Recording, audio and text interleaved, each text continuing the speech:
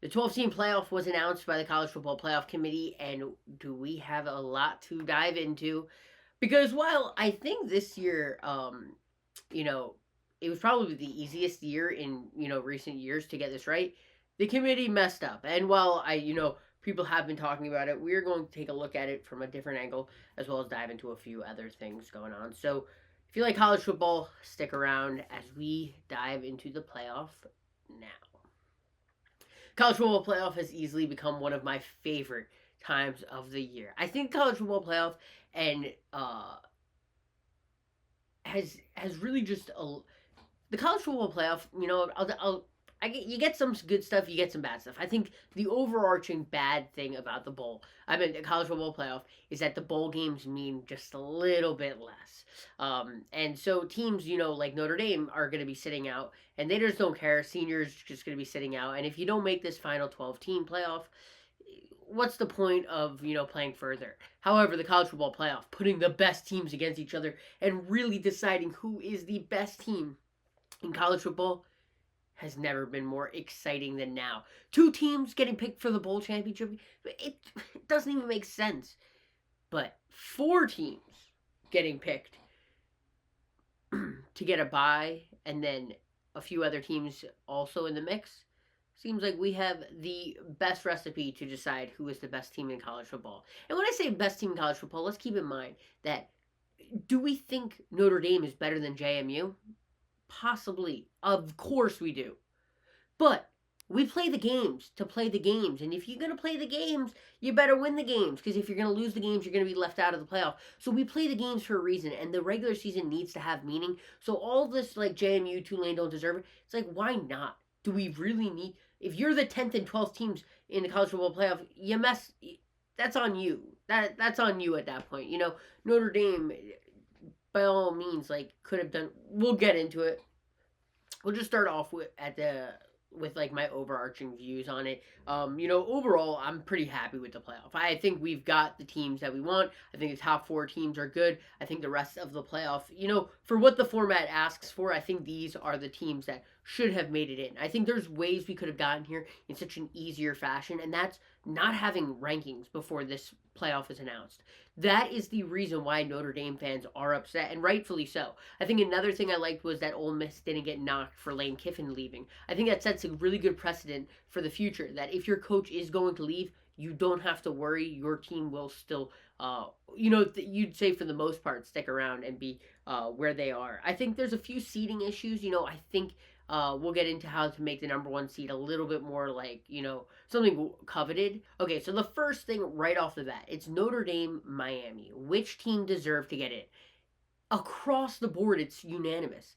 Really, Miami is the team that's deserving. Notre Dame is understandably upset. They were told all playoff announcements that, like every ranking show, that they were in the playoff, and then they're not. I mean, it doesn't take a rocket scientist to know that, like, why are people upset? Like, Miami has more ranked wins. They won the head-to-head matchup. It doesn't even compute to why someone would think this. But the committee was telling us this for weeks. For weeks, Notre Dame was better. I mean, they picked the right thing. This is where you don't need the rankings before the playoff is announced. It doesn't do anything except get people to talk about it. And I guess, at the end of the day, like, if that's what the goal is, there was nothing else that people could have talked about, really. I mean, maybe the Alabama situation, which we'll get into, but yeah, Miami obviously deserves this one. They didn't have any egregious losses. Their two losses were to 8-4 teams. I mean, at the end of the day, they should be representing the ACC. Okay, so now I don't have any issue with Alabama not dropping at all. Okay, so next we'll talk about the next contentious thing, which is Alabama. Did they deserve to be in it? Did they not? I have no issues with them losing that game in that fashion and not getting any like blame for it at all. This is a new committee opposed to last year, so they do things a little differently. And they didn't, knock this team at all for losing. And I understand that. One, it's the SEC championship game. Two, it's Georgia. Those are two things. Now, do you want to put the third loss that's an issue? However, now you have teams like Ole Miss. They didn't have to play in that game. There are so many. Texas A&M, they didn't have to. As a college football fan, I'm going to talk, yeah, so I'm going to talk as a college football fan. You want to see the best games being played. And I want the Big Ten championship every year. I want the SEC championship every year. And in order to make that happen, you have to not allow it to be penalizing. You can allow, it's perfect for situations where it's like Indiana, Ohio State. This will determine who's the one seed. However, we will get into it later on. The one seed has to be a little bit more favorable. But this is the way to keep championship games in, is to allow it to not matter, like not have any negative effects on this team. Now, I do think that you can do some other routes. I know John Gruden, he gave this idea where it's like have Oregon play a JMU. Have Ole Miss go against Tulane. Really decide if Tulane deserves it and really give Ole Miss, not a chance to just slouch around and do nothing about it. I think the biggest issue I have with this is that with college football playoff, it's so random what can happen. Everybody on any given day can win. And I think the one seed needs a little bit more something more favorable. Do they get to pick the winner? Do they get to pick the next round? Like it doesn't have to be a set bracket. Maybe if it is a set bracket, allow them to choose which route they're in. Allow them to get home field advantage up until the championship game. I don't know what it is, but the one seed needs to have more favoritism. It needs to be more coveted. It needs to matter just a little bit more. Indiana does not have a favorable road to the championship. You could argue Georgia's got the most favorable road, even though they'll obviously have to play Ohio State or Texas A&M or Miami. But, I mean, for that first round, they'll have Tulane or Ole Miss. It's like Indiana would choose that game. Now, the next one, I guess you could argue, is Ohio State versus Georgia. Which one deserved to be where? And I guess at the end of the day, it's like Ohio State showed all season that they were all levels above the rest, and then they lose to the number 2 team. You keep them at that top 2 spot. Georgia has another loss. Georgia had a great win, don't get me wrong, and maybe if the seeding mattered more, you give Georgia the edge there, but it didn't matter. And not for nothing, we just talked about it. Georgia might have the easiest first round matchup or second round matchup that they would have to face. Okay, now it's the conference champs, because the other thing is that the ACC champ did not get in. Duke did not get in as an 8-5 team, rightfully so. That would be garbage. However, I was worried. As someone who thought the Power 4 conferences were the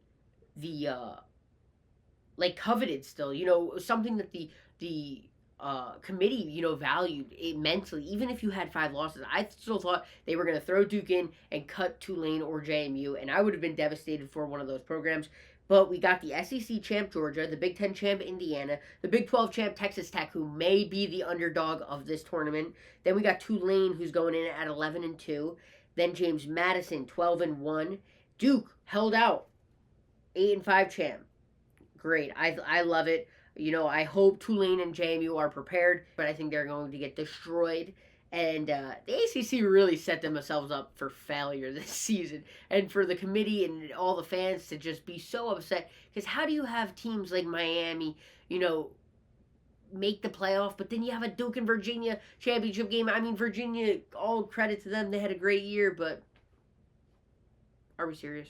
I don't know if this is possible because every team then isn't going to be able to qualify, but I think strength of schedule has to play a little bit of a better factor. I think, we want teams to have better schedules, but it doesn't also have to be every single week. We could do it like where 2 or 3 times, like Ohio State, they play at Texas and they play in Indiana in the same schedule. Obviously, one is the Big Ten championship game, but that's on their schedule. They had Michigan, who was ranked every year at, they just had Michigan, ranked at 15th.